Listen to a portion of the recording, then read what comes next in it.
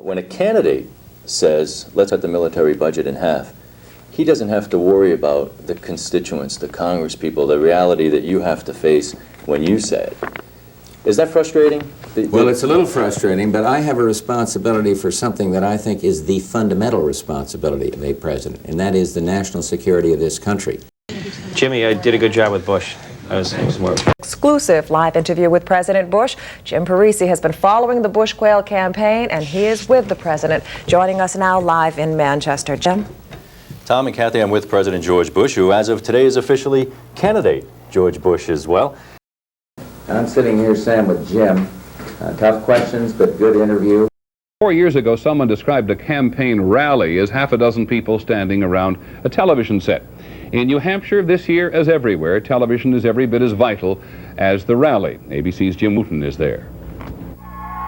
Last Tuesday, exactly 12:15. No sooner, no later, right in the middle of the noontime news. Iowa Senator Tom Harkin has arrived in the Granite State fresh from his victory in the Iowa caucuses. Let's go to WMUR's Jim Parisi for an update at Concord Airport. I just feel very close to the people of New Hampshire. Because that's the secret here, getting close to the people, or getting close to a camera that shows you getting close to the people.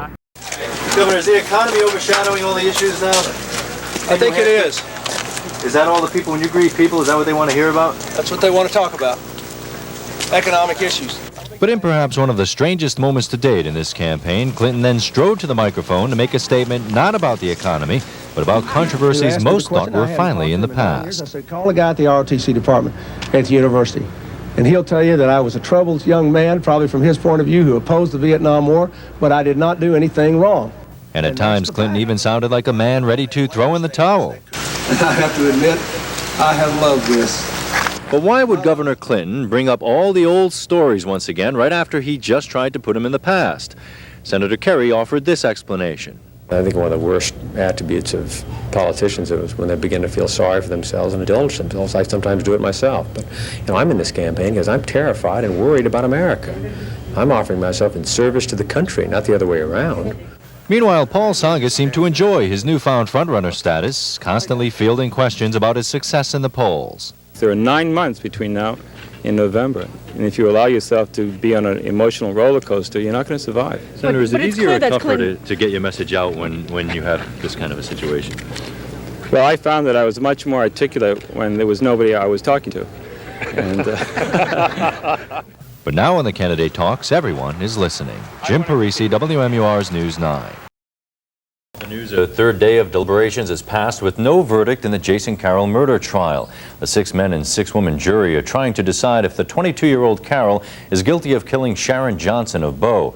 Johnson's body was discovered in a Bedford construction site in July of 1988. She was 7 months pregnant. Now, WMUR's Nashua Bureau reporter Matt Nesto has been following the deliberations. He joins us now live with an update. Matt, what's the scene at the courthouse at this hour? If you've ever watched a TV newscast and wanted to talk back, you may soon get your chance. TV news operations facing new competition from online computer services are now looking for their place in the new interactive world. But as Scott Cohn reports, the results are getting mixed reviews.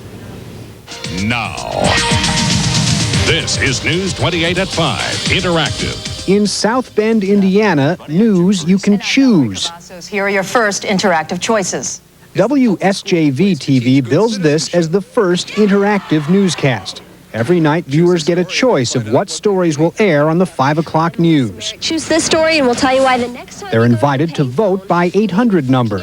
And after a little news the old-fashioned way, the viewer takes over. Number 1, tips number 1. Much viewer choice turns out to be number 1. It, without question, gives you at least more of an input into what you'll be seeing. Well, Governor, but I'll tell you this, these people. If I looked like you, Parisi, I might make a different judgment immediately. You look like a candidate to me. I don't know if that could be an insult.